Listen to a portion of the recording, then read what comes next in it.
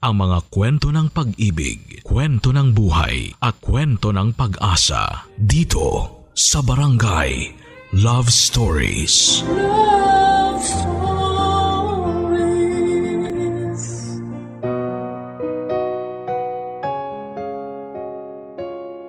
Isa ang pag-ibig sa mga pinakamagandang emosyon na mararamdaman ng isang tao sa mundo. Mahirap itong i-describe dahil may kanya-kanya tayong paraan ng pagmamahal. At kapag ang puso natin nagsimula ng tumibok para sa isang tao, habang buhay na silang mananatili sa ating puso. Pero minsan may mga dagok sa buhay natin na hindi natin inaasahang darating at yon ang gumimbal sa masayang buhay ng letter sender nating si Sam. Ano kaya ang nangyari kay Sam? Yan ang malalaman natin dito lamang sa mga kwento ng pag-ibig, buhay at pag-asa sa nangungunang Barangay Love Stories. Dear Papa Dudut, una sa lahat ay hayaan niyo po muna akong batiin ng maligayang Kapaskuhan ang inyong mga tagapakinig. Ako nga pala si Sam, 47 years old at isang nursing assistant. Masasabi ko na naging mabait sa akin ng Panginoon noong kabataan ko dahil hindi niya ako binigyan ng mga mabibigat na problema. Lumaki ako na may kumpletong pamilya at komportableng buhay. Nabiyayaan ako ng mga tapat na kaibigan at nagkaroon ako ng maayos na edukasyon. Halos perpekto na ang buhay ko noon dahil pati sa love life ay sinuwerte ako. High school pa lamang ako noon nang nakilala ko ang asawa kong si Geneva. Fourth year high school ako noon samantalang first year high school naman si Geneva noong nagkakilala kaming dalawa. Magkatabi lang noon ang advisory rooms namin sa isang building kaya naman halos araw-araw ko siyang nakikita dati. Unang araw pa lamang ng pasukan ay nahumaling na agad ako sa kanya. Maganda si Geneva, Papa Dudut. Prime and proper siyang tignan. Malinis mula ulo hanggang paa, laging maayos ang buhok nito at walang gusot ang uniform niya at araw-araw na makintab ang kanyang sapatos. Niligawan ko siya, sinagot naman niya ako at isa kami sa mga couple sa school na kilala dahil swak na swak daw kami para sa isa't isa. Para kasing kwento sa mga palabas ang kwento namin. Varsity player ako samantalang school achiever naman si Geneva. Tumagal ang relasyon naming dalawa at isa yon sa mga naging highlight ng high school life ko. Kaso sa kasamaang palad ay naging magulo ang relasyon namin ni Geneva nung pumasok na ako sa college. Mabilis na nag-mature ang perspective ko sa buhay samantalang nagpaiwan naman si Geneva. Nagbago ang standards ko dahil na rin sa bagong environment na pinasukan ko. Sa huli nag-decide kami dalawa na maghiwalay na lamang dahil sa magkaiba naming priority sa buhay. Pero hindi doon natapos ang love story namin, Papa Dudut. Fast forward after 15 years. Muli nagtagpo ang landas naming dalawa ni Geneva habang nakabakasyon ako sa Baguio.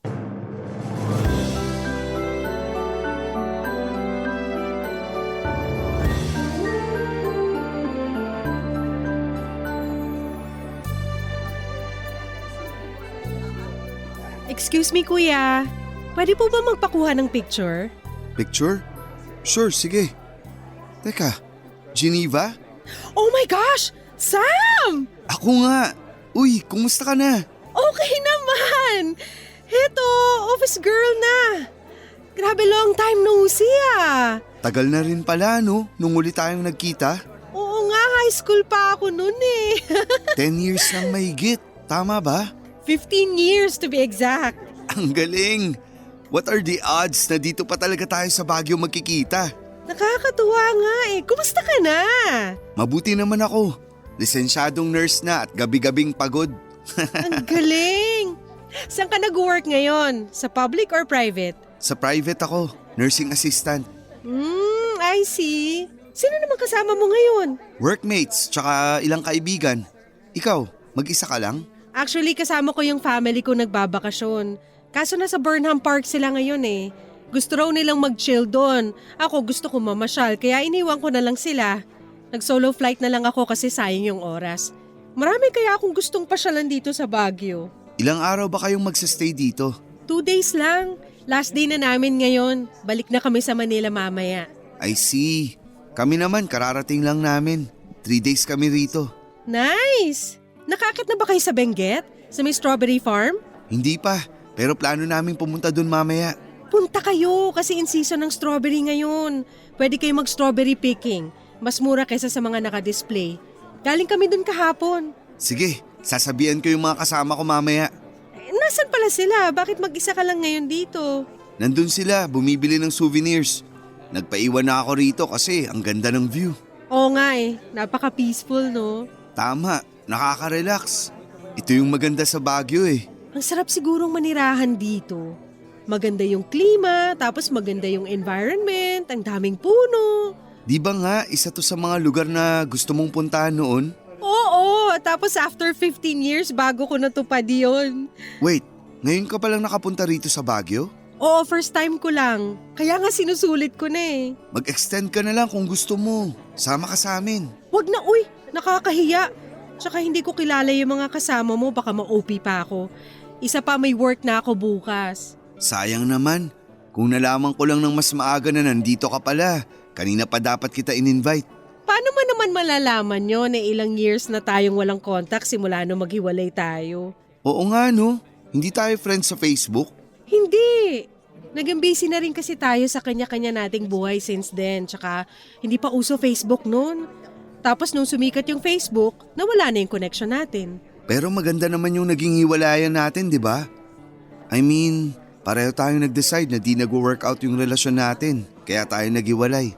Oo, busy ka na masyado sa studies mo noon. Samantalang ako, bilang first time makaranas ng puppy love, kinulang sa atensyon.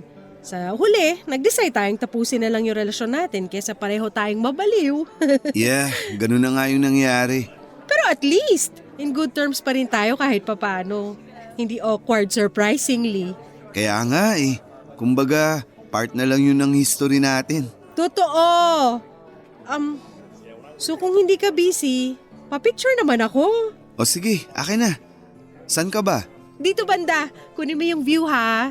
Whole body ba? Ikaw nang bahala. May tiwala naman ako sa'yo. Basta click-click mo na lang tapos magpo-post na lang ako para marami akong pagpilian. Okay, sige. 1, 2, 3. Smile!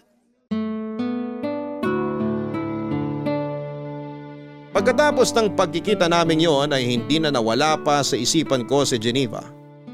Wala siyang pinagbago, prime and proper pa rin katulad nung una ko siyang nakita sa unang araw ng pasukan. Hindi ko alam kung bakit pero sa muling pagkikita namin ay parabang may nabuhay sa puso ko noong araw na yon. Pag-uwi sa hotel ay agad kong hinanap ang Facebook ni Geneva at doon ay inisto ko ang profile niya. Mangilan-ngilan lang ang pictures niya online. Karamihan ay puro mga shared posts tungkol sa libro, pusa at mga travel destination. Ang pag-i-stalk kong ginawa kay Geneva sa Facebook ay umabot hanggang sa magdamag dahil pati comments at ilang interactions nito ay binasa ko. At isang napansin ko, Papa Dudut. Mukhang hindi pa siya nagka-boyfriend simula noong nagkahiwalay kami. O baka hindi lang siya masyadong ma-post pagdating sa love life niya. Natuwa ako sa kalamang yon hanggang sa napaisip ako, Papa Dudut. What if magkaroon kami ng second chance? Habang iniisip yon ay aksidente akong nakapag-react sa isa sa mga picture nito from 5 years ago. Bigla akong nakaramdam ng hiya. Dahil kapag nag-notify yon kay Geneva ay malalaman niyang ini-stalk ko ang account niya. Kaya bago pa man niya makita ang notification ay inunahan ko na siya. Dali-dali ko siyang in-add at saka nag-send ako ng message sa kanya. After 5 minutes ay inaccept niya ang friend request ko at nag-reply sa message ko. Pauwi na raw sila that time at sakto ang message ko dahil bored daw siya sa biyahe. Nang gabing yon ay nakapag-usap kami hanggang inabot kami ng umaga. Doon na po nagsimula ang reconnection naming dalawa ni Geneva. Pagkabalik ko sa Metro Manila ay hindi na ako nagpatumpik-tumpik pa at agad ko siyang in-invite para sa isang date, Papa Dudut.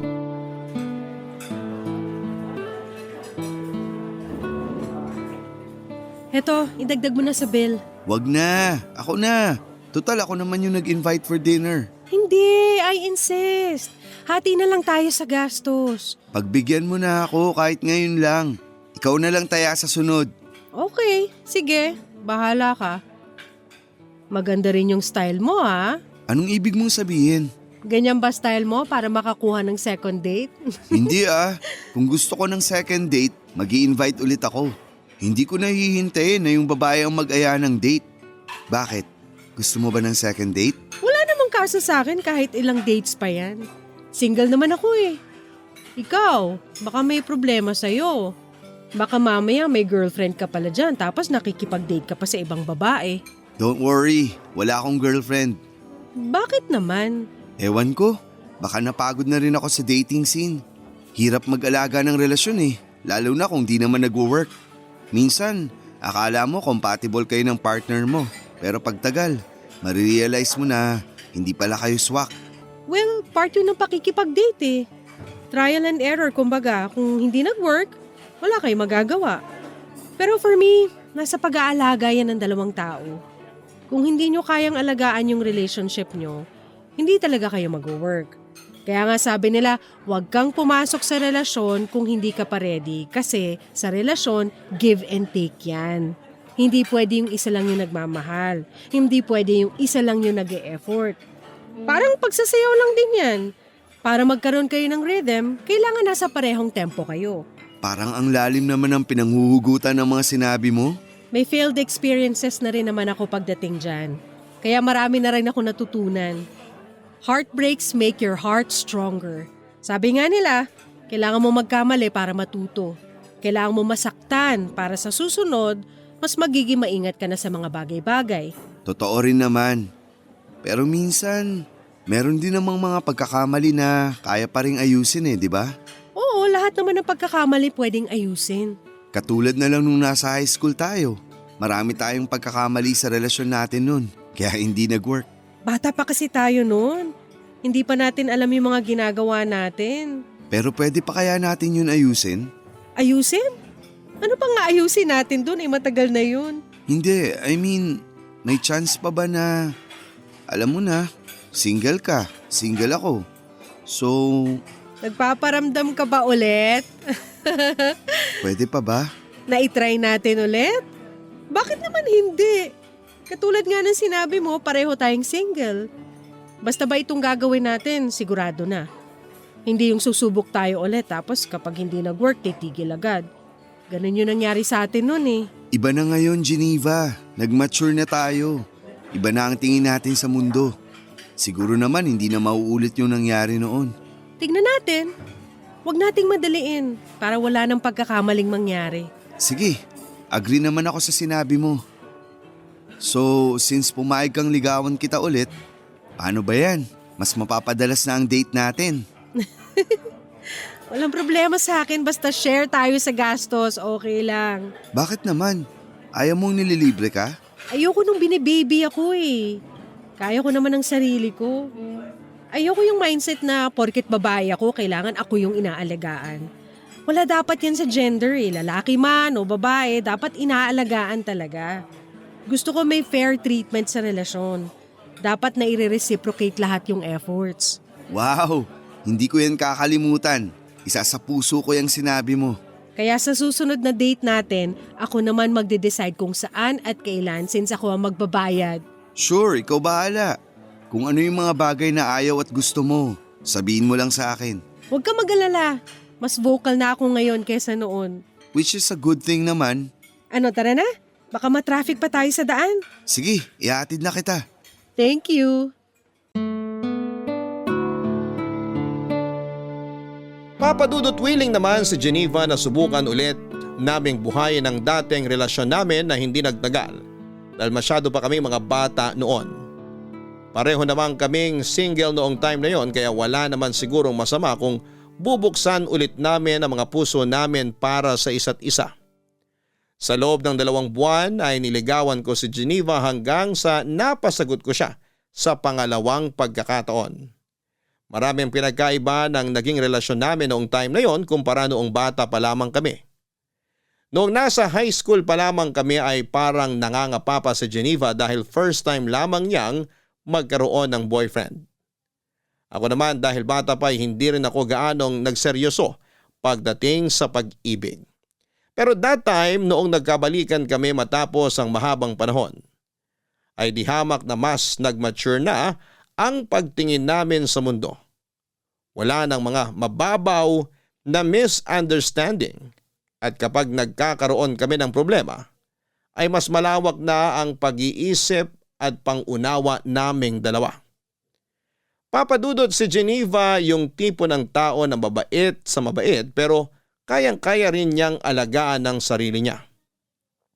May sarili siyang prinsipyo at kaya niyang ipaglaban ang sarili niya nang hindi nang lalamang ng tao. Sobrang in love ako sa kanya noon kaya hindi ko tuloy maisip kung bakit nagawa ko siyang hiwalayan. Noong mga bata pa lamang kami. Sa mga sumunod na taon ay naging maayos ang relasyon naming dalawa. Nabalance namin ang personal life at buhay pag-ibig. Sabi nila hindi kayang pagsabayin ang mga tawang career at love life pero sa kaso naming dalawa ni Geneva ay nakaya naming gawin yon. Nasa tao lang talaga ito kung nasa maayos ba na lugar ang priorities nila sa buhay. Sabi ni Geneva, alam namin ang lugar namin, estado ng relasyon at ang mga goal namin sa buhay kaya kami nagtagal. At sa pagsasama namin yon ay nagkaroon ng blessing noong nagdalang tao si Geneva, Papa Dudut. Bago pa man ipanganak ni Geneva ang panganay namin ay naisipan naming magpakasal. Simpleng wedding lang ang naganap at tanging kamag-anak at close friends lang ang dumalo sa kasal. Naisip kasi namin papadudot na mas magandang maging praktikal na lamang. Ang importante naman sa kasal ay ang pag-iisang dibdib namin ni Geneva at hindi ang mga damit o kung anumang marangyang pagkakagastusan. Sa halip kasi na sa kasal ubusin ang ipon namin ay mas magandang gastusin na lamang namin ito para sa mga pangangailangan ng baby namin. Baby boy ang ipinagkaloob sa aming anak na pinangalanan naming Joseph. Bilang bagong magulang ay mahirap ang naging adjustment namin ni Geneva. Wala kaming kaideya-ideya kung papaano ba bumuhay ng isang bata dahil hindi pa naman namin ito naranasan. Nahirapan man ay mabilis din naman naming natutunan kung paano ang maging magulang kay Joseph. Sa tulong na rin ng mga kakilala at mga nababasa namin sa internet. Noong first time ngang magkasakit ni Joseph ay halos hindi kami nakatulog ni Geneva dahil buong magdamag namin siyang binabantayan. Mabuti na lamang at may kaalaman ako sa medisina. Kahit papaano ay kaya kong bigyan ng karampatang first aid ang anak namin kapag nagkakaroon ito ng sakit. Pero dumating ang araw kung saan ay nagkaroon ng mataas na lagnat si Joseph. Dahil hindi naman namin malaman kung ano ang nararamdaman nito, ay minabuti naming dalhin na lamang sa ospital ang anak namin para masuri siya ng doktor, Papa Dudut. Ilang oras pa kaya bago natin malaman kung ano yung sakit ni Joseph? Maya-maya lang, meron na silang findings. Malalaman ba talaga nila kung anong problema kahit x-ray lang yung kinuha? Actually, for confirmation lang minsan yung x-ray. Katulad sa pneumonia, kapag na-check na ng doktor yung bata based sa symptoms, may initial findings na sila. Magdadagdag lang sila ng iba pang tests para ma-confirm kung tama yung diagnosis nila. Pneumonia kaya yung sakit ni Joseph? Yun din ang hinala ko eh. Pero paano naman mahahawa si Joseph ng sakit kung hindi naman natin siya inilalabas? Nasa bahay lang kami lagi eh. Yan din ang palaisipan sa akin eh.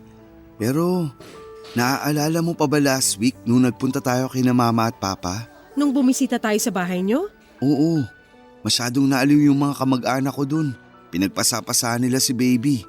Pwedeng dun siya nahawa ng virus o bakterya. Grabe. Ganun ba kadaling mahawa ang bata? Akala ko ba malakas ang immune system ng mga baby? Malakas ang immune system nila, pero hindi pa rin natin maiiwasang mahawaan siya ng ibang tao. 3 kasi yan eh. Kapag pneumonia ang pinag-uusapan, pwedeng dahil sa virus, sa bacteria o fungal infection. Alin doon ang pinakamalala? Madali lang gamutin ang pneumonia, lalo na kapag nasa early stage pa lang. Kung dahil yan sa virus, gamot lang ang katapat niyan. Sana bumalik na yung doktor. Kanina pa ako nag-aalala eh. Nasa ospital na tayo. Sila na ang bahala kay baby. Magtiwala ka na lang sa kanila. Alam nila ginagawa nila. Ganito pala maging magulang, nakaka-stress. Ngayon, gets na natin kung bakit napaka-overprotective sa atin ng mga magulang natin noon. Oo nga eh. Akala ko noon, OA lang sila. Pero ngayong ako na mismo yung nasa lugar nila, overthink talaga ng malala.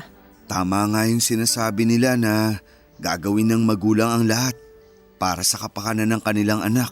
Tsaka lang talaga mababagong perspective mo kapag nagkaanak ka na mismo. Sa susunod, mas maging maingat na lang tayo pagdating kay Joseph. Huwag muna natin siyang iharap sa maraming tao. Lalo na ngayon, ang daming sakit na nagkalat dyan. Mahirap din namang sisihin yung mga kamag-anak mo kasi first time lang din naman nilang makita si Joseph nung nagpunta tayo dun. Oo, gets ko rin naman sila. Hindi ko naman sila sinisisi. Hindi ko lang din kasi inaasahan na mahahawaan siya ng sakit dun.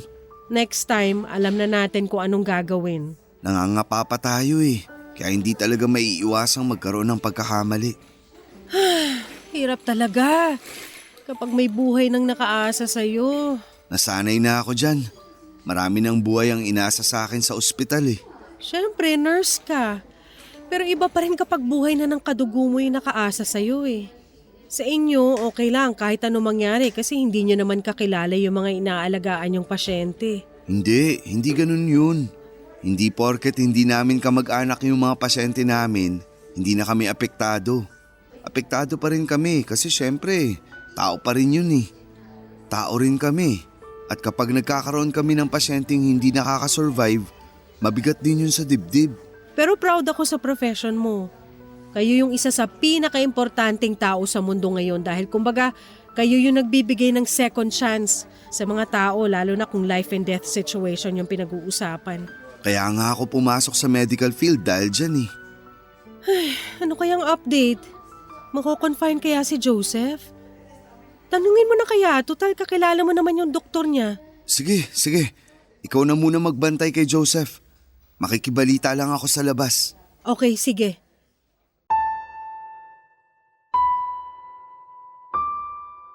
Lumabas na pneumonia nga ang sakit ng anak namin, Papa Dudut.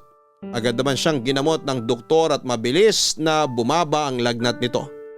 Pagka-discharge ay niresetahan kami ng gamot para ipagpatuloy ito sa bahay. Akala namin noon ay magiging okay na ang bata dahil malaki ang tiwala ko sa doktor na tumingin sa kanya. Pero sa mga sumunod na araw ay biglang bumalik ang lagnat nito at mas lumala pa ang estado ni Joseph. Overnight ay bigla itong nahirapang huminga at nagsimulang magsusuka. Mataas din ang heart rate niya at nung nagsimulang mag-iba ang kulay ng balat nito ay itinakbo na namin siya kaagad sa ospital. Pagdating sa ospital ay natagalan pa bago natignan si Joseph dahil tinawagan pa nila ang doktor nito. Wala pang isang oras ay ibinalita na sa amin ng doktor na papunta na pala sa septic shock ang bata. Ginawa raw nila ang lahat ng makakaya nila pero sa uli binawian na ng buhay si Joseph. Noong time na yon ay ayaw mag-sink in ng balitang yon sa isipan ko. Sobrang in denial ako dahil nitong nagdaang araw ay okay na ang baby namin. Sa sobrang pagkabigla ay parang tumigil ang mundo ko. Hindi nag-function ang utak ko at saka ko na lamang na-realize na totoo nga ang nangyari noong nakita kong halos mapaupo na sa sahig ng ospital si Geneva habang umiiyak. Papadudot 8-month-old lang si Joseph noon at nangyari ang pagkamatay niya 3 araw bago magpasko.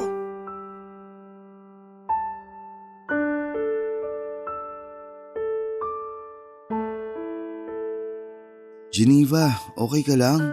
Hindi. Hindi ako okay, Sam. Bukas na ang libing ng anak natin, paano ako magiging okay? Ayaw mo bang magpahinga na muna? Maaga pa tayo bukas. Hindi ako pagod. Buong araw lang naman ako nakaupo rito sa tabi ng kabaong ni Joseph eh. Bakit ko kailangan magpahinga? Baka lang gusto mong magpalit muna tayo ng pwesto. Ako muna magbabantay dyan. Para kung gusto mong magunat ng katawan o kumain, maligo, matulog. Ilang araw ka nang puyat eh. Hindi ako aalis dito. Hindi ko iiwan ang anak ko. Geneva, Ano bang gusto mong gawin ko, Sam? Hayaan mo na muna ako rito. Gusto ko pa makasamang anak ko, bakit ba? concerned lang naman ako sa kalusugan mo eh. Ayoko magkasakit ka. Mas maganda nga yun para mamatay na rin ako. Geneva naman. Ginawa ko naman lahat Naging maingat naman akong ina. Naging maalaga naman ako. Hindi naman ako nagpabaya Oo, alam ko. Naging mabuti kang nanay kay Joseph. Alam ko yun kasi nakita ko mismo kung papaano mo inalagaan ang anak natin. Pero bakit? Bakit wala na siya? Bakit nakahiga na siya sa kabao ngayon? Dapat sinunod ko na lang yung kutob ko. Dapat itinakbo ko na agad siya sa ospital na bumalik yung lagnat niya. Wala kang kasalanan sa nangyari. Hindi mo naman alam eh. Yun nga yung point, Sam. Dahil sa kabobohan ko, namatay ang anak ko. Hindi mo kasalanan yung nangyari, Geneva. Huwag mong sisihin sarili mo. Kung may dapat mang sisihin, ako yun. Ako yung nurse. Inaral ko yung mga bagay na yan. Tapos, ako yung walang nagawa. Ang hirap lang tanggapin. Alam ko, pero kailangan nating maging matatag. Hayaan mo muna ako magluksa. Hayaan mo muna ako maging mahina dahil sa ngayon wala pa ako sa lugar para maging matapang. Hindi ko patanggap. Hindi ko patanggap na wala ng anak natin. Hindi naman bawal maging mahina eh. Pero hindi rin maganda na pinapabayaan mo yung sarili mo dahil sa nangyari. Geneva, ayokong makita ka nagkakaganito. Magluksa tayo pero alagaan din dapat natin mga sarili natin. Kaya mo bang gawin yun? Susubukan ko. Anong gusto mong kainin? Sabihin mo sa akin, ipagluluto kita. Kahit ano. Hindi gumagana ang isip ko ngayon. Ipagluluto kita ng pagkain pero kailangan mong ubusin yung lulutuin ko, okay? Maiwan muna kita. Magluluto lang ako. Sam, Ano yun? pwede bang humingi ng pabor? Anong pabor yun? Pwede bang i-extend muna natin yung burol ni Joseph? Hindi ba pwedeng makasama muna natin siya kahit hanggang sa bagong taon lang? Pero sabi nila mama, bawal daw yun eh. Hindi raw magandang salubungin ng bagong taon na may patay. Wala akong pakialam sa pamahiin na yan. Gusto ko pa makasama si Joseph ng mas mahabang panahon. Titingnan ko kung anong pwedeng gawin. Nakaschedule na rin kasi lahat eh. Please? Susubukan kong kontakin yung simbahan, pati na rin tong chapel. Baka sakaling mapakiusapan ko sila. Salamat. Kakausapin ko sila.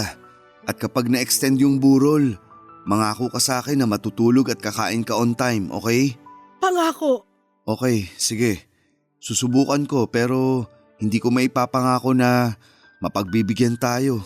Lalo na't busy na rin ang mga tao ngayon.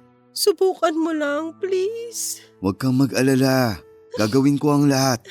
Antayin mo ako rito. Dadalang kita ng pagkain mo.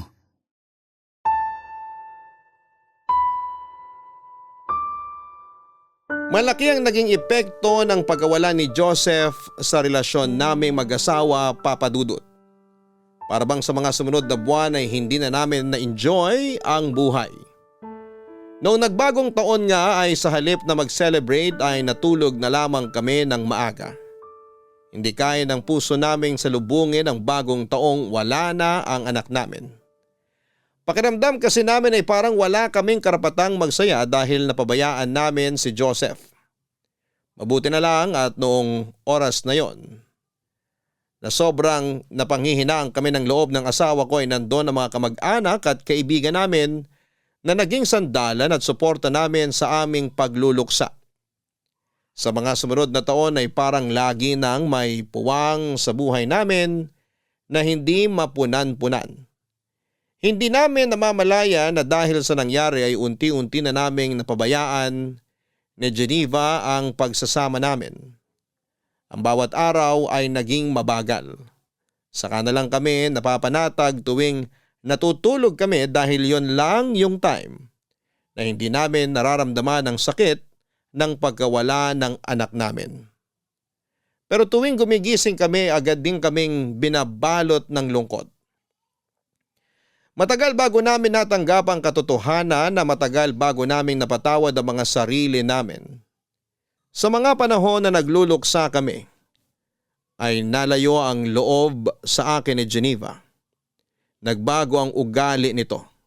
Naging malungkutin siya at tahimik at doon ko napansin na nagpatuloy ang pagkasira ng pamilya namin simula noong namatay si Joseph Papadudut. Dahil sa mababang moral naming pareho ni Geneva, napabayaan namin ang buhay namin bilang mag-asawa. Parang bumabangon na lamang kami para gawin ang mga dapat gawin. Ako mismo ang nakasaksi kung papaano unti-unting nawala ang ningning sa dating masayang mga mata ng asawa ko. Inamin sa akin ni Geneva na para bang wala na raw purpose ang buhay niya. Trabaho niya ang maging ina sa anak namin pero hindi man lang daw niya nagawa yon ng maayos. Siyempre Papadudut, hindi ko hinayaang ganon ang maramdaman ni Geneva. Araw-araw kong pinapaalala sa kanya kung gaano siya kabuti at kagaling na ina. Walang may gusto sa nangyari at kahit anong pagsisisi pa ang gawin namin ay hindi na nito may babalik pa ang buhay ni Joseph. Kung sabayan ko si Geneva sa kanyang kalungkutan ay hindi maghihilom ang mga sugat namin.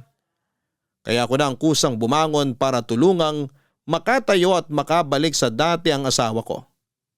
Bilang padre di pamilya, ayoko maging ang asawa ko ay mawala sa akin kaya ginawa ko ang lahat para sabay naming magamot ang sugat sa pareho naming puso. Ipinangako ko sa sarili ko na hindi ko hahayaang hilahin kami pababa ng trahedyang nangyari sa buhay namin. Ako ang nagsilbing motivation ni Geneva para magsimula ulit at hindi ako pumayag na hindi ko may babalik ang dating Geneva na malakas, matapang at puno ng positibong pananaw sa buhay.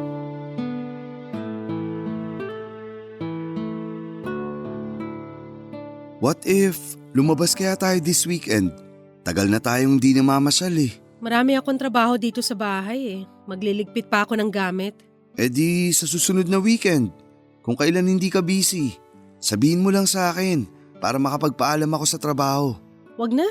Wala pa ako sa mood magsaya ngayon. Tulungan na lang kita. Ano ba yung mga ginagawa mo? Nagliligpit ng ano? Basta. Tapos na akong kumain, maiwan na kita rito ah. Maliligo pa ako. Sandali, tapos ka na? Hindi man lang nabawasan yung pagkain sa pinggan mo ah. Hindi ako masyadong gutom. Wala akong gana. Kahapon yan din ang sinabi mo. Wala nang nutrients na nakukuha yung katawan mo. Kaya lagi kang walang gana sa ibang bagay eh. Sam, alam natin ang dahilan kung bakit wala akong gana sa buhay ngayon. Alam ko, pero hanggang kailan mo gagawin to? Hanggang kailan mo planong parusahan yung sarili mo dahil sa nangyari?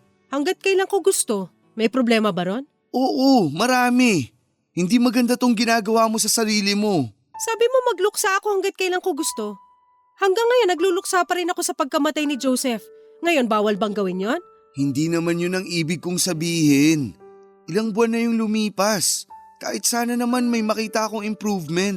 Huwag mo akong pangunahan sa mga nararamdaman ko kasi hindi mo alam kung ano yung araw-araw na tumatakbo sa isipan ko.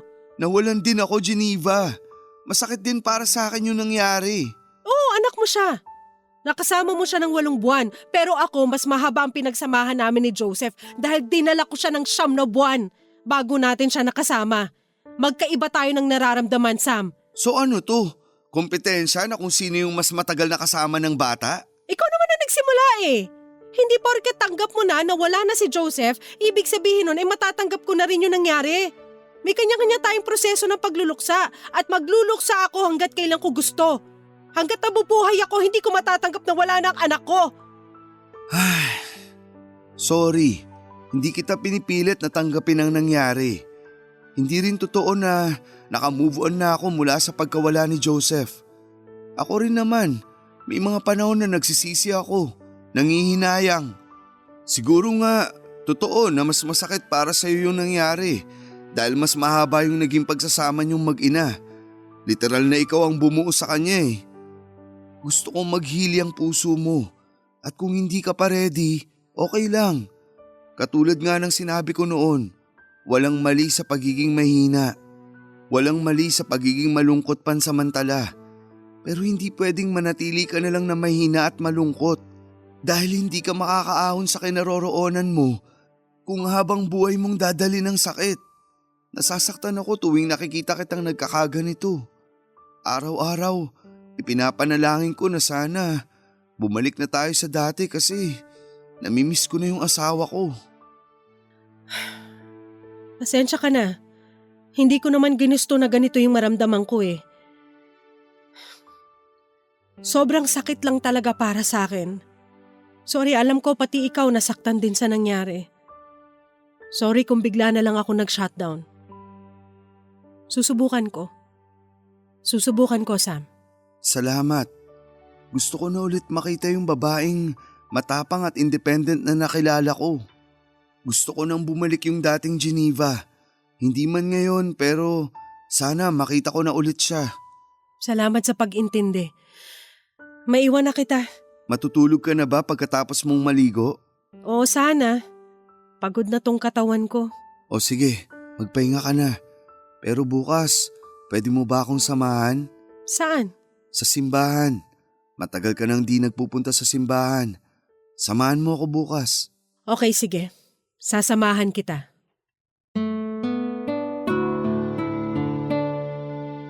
Ganun na nga po ang ginawa namin ni Geneva, Papa Dudut. Nagtulungan kami para makabangon mula sa nangyari sa aming pamilya. Pilit naming kinalimutan ang masamang pangyayaring yon sa buhay namin at sinubukan itong ibaon na lamang sa nakaraan sa pamamagitan ng paggawa ng bagong memories. May times na nagkakaroon kami ng relapse lalo na tuwing may mga importanteng okasyon sa buhay namin at naaalala naming hindi na kami kumpleto. Pero time heals, ika nga nila. Dahil unti-unti ay natanggap din namin ng katotohanan na wala na talaga si Joseph.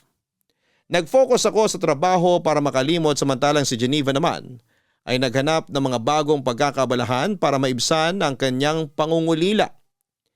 Thankfully ay nagkaroon ng magandang balita sa buhay namin matapos ang mahabang kalungkutan noong nalaman naming buntis si Geneva. Sobrang saya naming pareho dahil nagkaroon kami ng second chance para maging magulang ulit. That time, babae naman ang naging anak namin, Papa Dudut, at pinangalanan namin itong Lorraine. Sa pagkakataong yon, ay doble-doble na ang ginawa naming pag-iingat para sa pangalawang anak namin. Inespoil namin siya sa lahat ng bagay, ginawa namin ang lahat para hindi na maulit pang nangyari kay Joseph. Kaunting kagat lang ng insekto o lamok ay agad naming ginagamot ang bata. Mapaubo man o sipon, sakit ng tiyan at kung ano-ano pang tipikal na sakit ng bata ay nagiging okay na kami pagdating doon dahil ayaw na naming maulit pa ang nangyari noon. Sa kabutihang palad ay napalaki naman naming maayos na bata si Lorraine sa sumunod na 9 na taon, Papa Dudut.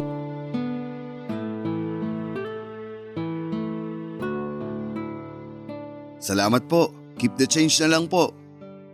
Oh, ayun na yung favorite mong puto bumbong. Salamat, Daddy! Isa lang po binili nyo. Wala po kayong binili para sa inyo ni Mami? Sa susunod na lang. Busog pa ang daddy mo eh. Ako naman pass muna kasi kumain na ako niyan kahapon. Ikaw hindi ka ba nagsasawa dyan? Araw-araw ka nang kumakain yan ah. Mamaya maging kakulay mo na yung puto bongbong. Sige ka. Never po ako magsasawa sa puto bongbong. Ito na po yung best food sa buong mundo. Ay sus, basta talaga simbang gabi. Automatic nang may kasamang puto bumbong no. Kaya nga mas maaga pa tong nagigising kaysa sa atin eh. Puto bongbong lang yata habol mo kaya ka nagsisimbang gabi. Hindi po. Siyempre nagpupunta po ako sa church para mag-pray kay Jesus. Ano namang pinipray mo? Na ano po, sana po maging healthy kayong dalawa ni Mami. Ah, ang sweet naman ng baby ko. Alam mo ba na kapag nakompleto mo raw ang simbang gabi, magagrant yung wish mo ngayong Pasko? Talaga po? Oo. Kaya po siguro hindi natupad yung hiling ko last year kasi hindi natin nakumpleto yung simbang gabi. Teka, hindi ba natin nakumpleto yung last year? Hindi yata. Hindi ko na rin maalala eh. Hindi po natin nakumpleto. Nakasulat po yun sa diary ko, kaya alam ko po yun. Last year po kasi, may work po sa hospital si Daddy. Tapos, puyat ka rin po, Mami. Kaya po hindi tayo nakapunta. Tanda mo pa talaga yun? Opo, kaya please po, kumpletuhin natin tong simbang gabi ngayon para naman po makahiling po ako sa Pasko. Ano bang hiling mo sa Pasko? Secret po, baka po hindi magkatotoo eh. Sabihin mo na. Promise ko, kukumpletuhin natin ngayon ang simbang gabi para magkatotoo yung wish mo. O sige na nga, sasabihin ko na nga po. Ang hiling ko po ngayong Christmas, sana po magkaroon na ako ng baby brother. Gusto mo pa magkaroon ng kapatid? Opo, palagi ko po yung pinagpe-pray bago ako matulog eh. Ayaw mo bang maging only child? Para ikaw lang ang princess namin? Gusto ko po nang may kalaro ako eh. Ang boring po sa bahay kapag pareho kayong busy ni Mami. Hayaan mo, ako na lang magiging playmate mo. Ayoko po. Gusto ko po baby brother. Lagot ka, gusto pa raw ng isa oh. Kasalanan mo to eh. Sinabi mo pa kasi na kailangang humiling kapag nakumpleto yung simbang gabi. Napasubo tuloy tayo. Hindi ko naman alam na kapatid pala ang gusto nito. Kala ko laruan o gadget lang yung wish niya. Para sana magka-idea ako kung anong ireregalo ko sa kanya sa Pasko eh. Paano ko ibabalot yung baby niyan?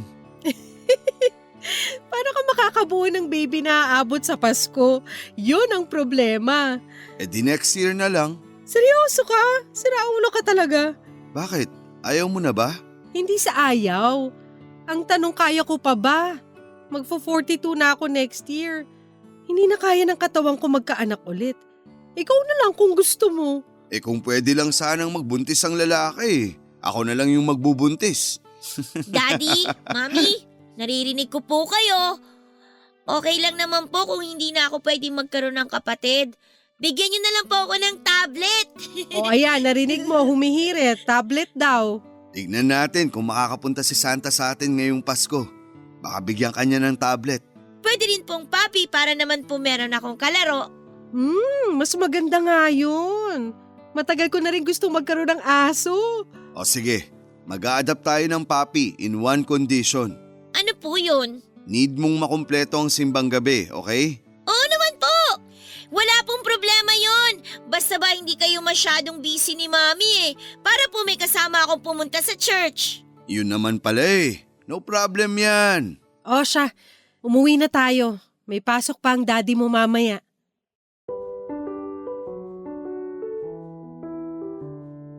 Simula pagkabata, Pasko na ang pinaka-paborito kong holiday sa buong taon.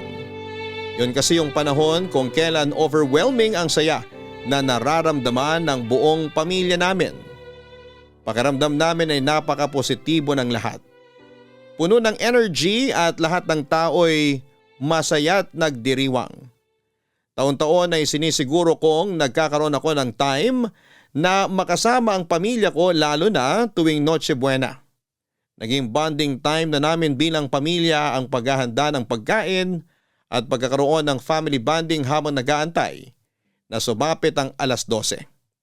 Minsan nagmo-movie marathon kami.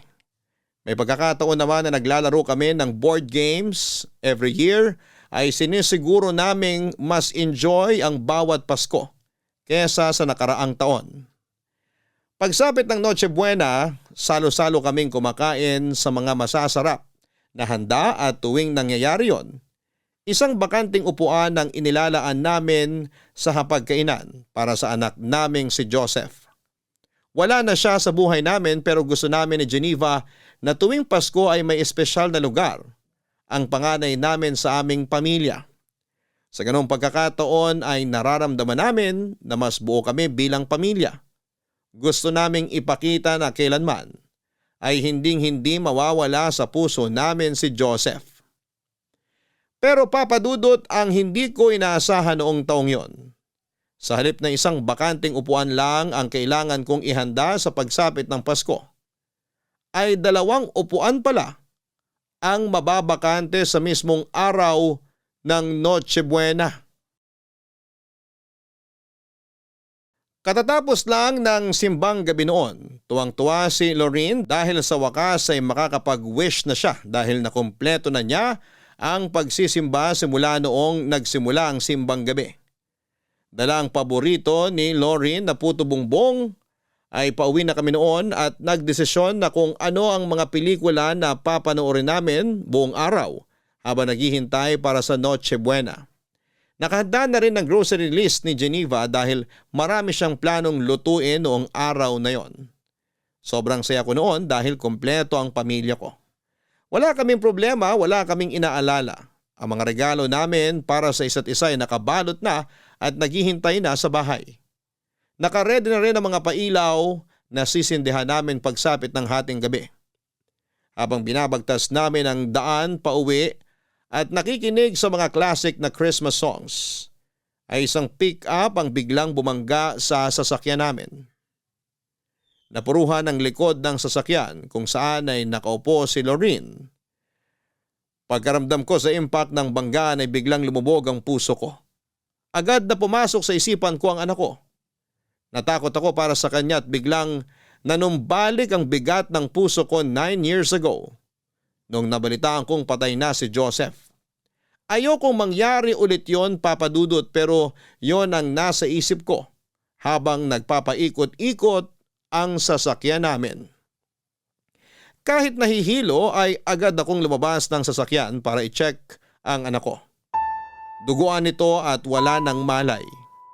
Agad ako nagsagawa ng first aid samantalang tumawag na noon ng tulong si Geneva. Mabilis kaming nakarating sa ospital at doon ay agad na binigyang lunas ang anak namin. Sam, okay ka na ba? Oo, na-dislocate lang tong braso ko pero hindi na kailangang operahan. Mabuti naman. Ikaw, okay ka lang ba? Wala ka bang sugat? Wala, may ilang galos at pasalang ako. Malaking tulong yung suot kong seatbelt kaya hindi ako napuruhan. Salamat sa Diyos at okay ka lang. Si Lorene? Wala pa siyang malay. Natahi na yung sugat niya sa braso. Tinamaan siya ng bubog eh. Kinukunan na siya ng CT scan ngayon para malaman kung may internal damage ba siya. Diyos ko, bakit ba ito nangyari kung kailan magpapasko? Kasalanan ko to eh. Aksidente yung nangyari at wala kang kasalanan doon. Huwag mong sisihin ang sarili mo. Maayos na naging pagpapatakbo mo ng sasakyan. Kung may kailangan managot, dapat yung pick-up yun. Hindi nagminor sa intersection yung driver eh. Ano palang balita tungkol doon? Kumusta yung mga sakay ng kabilang sasakyan? Wala naman daw napuruhan sa kanila. Nakausap ko yung driver. Nandito rin sila sa ospital ngayon. Maya-maya may pupuntang pulis dito para mag-imbestiga. Gusto ko silang makausap. Nasaan sila? Sam, wag na. Pasko ngayon. Malala na tong nangyari sa atin kaya hayaan mo na lang muna sila. Paano ngayaan? Hanggang ngayon wala pang malay ang anak natin dahil sa kanila. Nasira raw yung brake ng sasakyan nila. Nakausap ko na. Humihingi na sila ng tawad sa nangyari. Tutulong naman daw sila sa mga gastos natin dito sa ospital. Hindi nila tayo tatakbuhan. Dapat lang. Kapag may nangyari talaga kay Lorene, pananagutin ko sila. Walang mangyayaring masama kay Lorene. Magtiwala ka lang sa Diyos. Sabihan mo ko kapag nandito na yung mga pulis. Gusto ko magsampa ng kaso sa mga bumangga sa atin. Reckless driving yun. Sam, wag mo na munang isipin yan. Mag-focus na lang muna tayo kay Lorene. Hindi maganda na galit at sama ng loob yung nananaig sa emosyon natin ngayon. Ang kailangan natin, kumalma, okay? Huminahon ka muna. Dapat nasa bahay na tayo ngayon eh. Dapat nagpe-prepare na tayo para sa Noche Buena. Hindi dapat tayo nandito ngayon. Wala na tayong ibang magagawa kundi harapin kung ano man tong nangyayari sa atin ngayon. Kapag bumalik na si Lorene, pwede naman nating dalhin yung handa natin dito, di ba? Dito tayo mag-celebrate ng Pasko. Paano tayo makakapag-celebrate kung ganito ang estado natin ngayon? Kung gusto, may paraan. Pwedeng-pwede tayo mag-celebrate kahit ganito ang nangyari sa atin. Pero paano kung may Huwag masamang... mong isipin yan. Walang mangyayaring masama kay Lorene, okay? Makakaligtas siya. Hindi ko kakayanin, Geneva. Kapag mawalan na naman tayo ng anak. Huwag naman sana. Hindi na tayo mawawalan. Hindi ako papayag na mangyari ulit yon. Natuto na tayo sa nangyari dati, di ba? Gawin natin ang lahat para maligtas si Lorene. Magtiwala tayo sa mga gumagamot sa kanya at manalig tayo sa Diyos. Tsaka malaki raw yung naitulong ng first aid na ginawa mo sa kanya kanina eh. Napahinto mo agad yung pagdurugo ng sugat niya eh, kaya hindi siya gaanong nawala ng dugo. Mabuti naman kung ganun. Natawagan mo na ba sina mama at papa? Alam na ba nila yung nangyari? Oo, na-update ko na sila. On the way na raw sila. Nagpadala ko ng damit para makapagbihis tayo. Sabihan mo silang mag-ingat. Oo, papaalalahanan ko ulit sila mamaya. Halika na, pumunta na lang muna tayo sa kwarto ni Lorene. Doon na tayo maghintay. Sige, ikaw, wala bang masakit sa'yo? Magpacheck ka muna kaya. Okay lang ako, walang masakit sa akin. Sure ka? Oo, na-check mo na ako kanina, di ba? Gusto ko lang makasiguro. Huwag mo na akong alalahanin. Okay na okay ako. Nang gabing yon ay sa ospital na kami nag-celebrate ng Pasko. Malaki pa rin ang pasasalamat ko dahil kahit sugatan ay kumpleto at safe na ang pamilya ko. Labis-labis ang pasasalamat ko sa Panginoon noon dahil okay ang anak ko.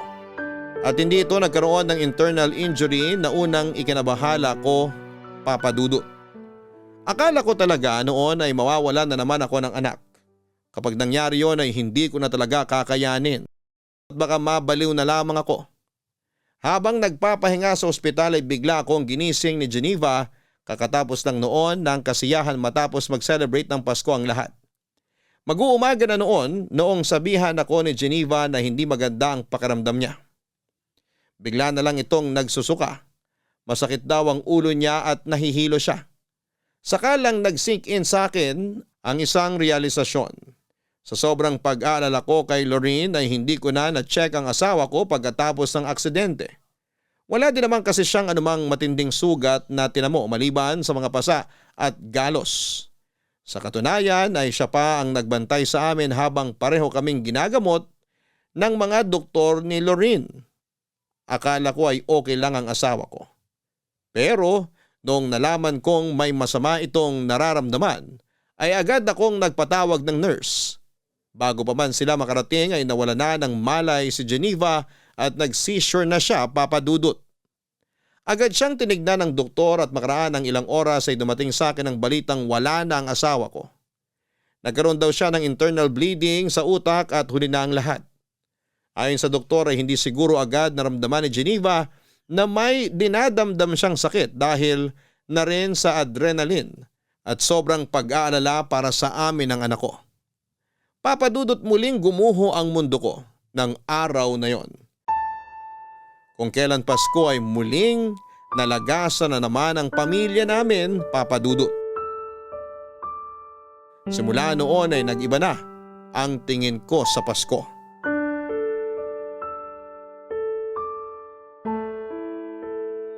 Daddy, sisindihan ko na ba yung kandila para kina Mami at Kuya Joseph? Okay, sindihan mo na. Ipe-prepare ko lang tong baked mac.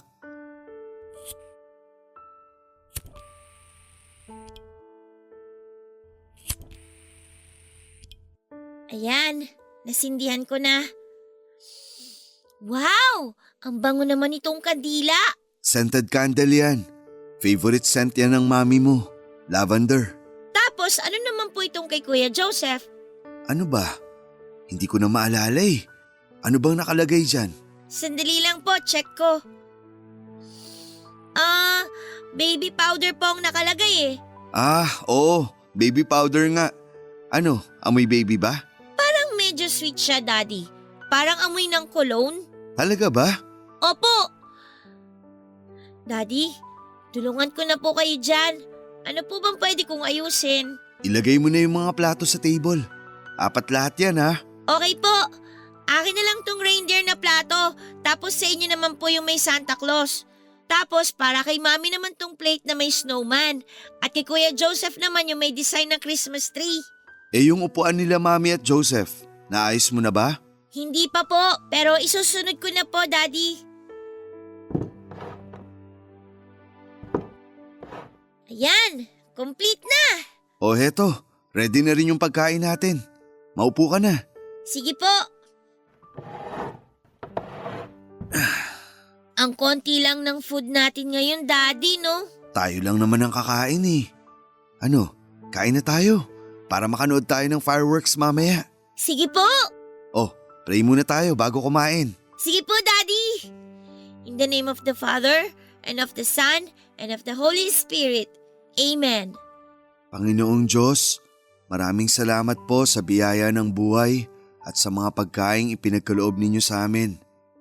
Sa gabing ito ng bisperas ng Pasko, kami po'y nagpapasalamat sa pagdiriwang ng pagdating ng aming tagapagligtas, si Jesus. Naway maging daan ang aming pagtitipon para magkaisa sa pagmamahal, pagkakaisa at pagpapatawad. Pagpalain po ninyo ang aming pagkain at ang bawat isa sa amin. Sa pagkakataong ito, inaalala rin po namin ang mga mahal naming pumanaw, lalo na po sa araw na to, sa anibersaryo ng pagpanaw ni Geneva at Joseph. Kami po'y nagdarasal para sa kanilang mga kaluluwa. Naway maramdaman nila ang iyong kapayapaan at pag-ibig sa kabilang buhay. Gabayan po ninyo kami sa patuloy na pag-alala at paggalang sa kanilang mga alaala. Lord, sana po maging happy ang Christmas ni na Mami at Kuya Joseph dyan sa langit. Nag-prepare po kami ng space para po sa kanila dito. Ang hiling ko po ngayong Pasko, sana po maging masaya na ulit si Daddy katulad ng dati. In Jesus' name we pray, Amen. Amen. Bakit naman yun ang winish mo para sa akin? Hindi ba ako happy? Parang hindi po kasi kayo happy eh. Happy naman ako kasi nandyan ka. Medyo malungkot lang kasi hindi tayo kompleto. Pero masaya ako ngayon.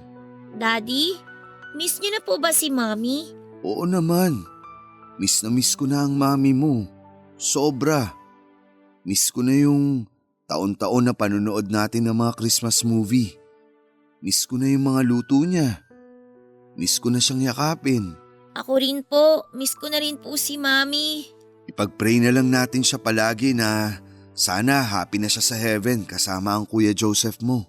Sa tingin mo po ba, Daddy, nag-celebrate din kaya sila ng Christmas sa heaven? Oo naman.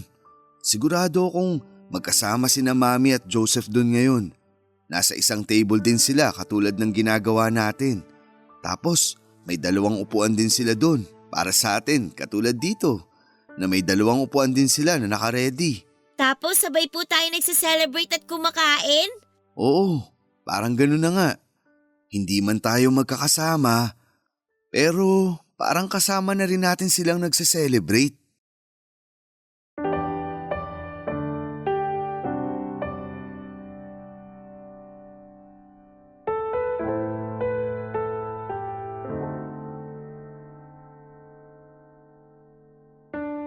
Taon-taon, gano'n na po ang naging tradisyon namin ng anak ko.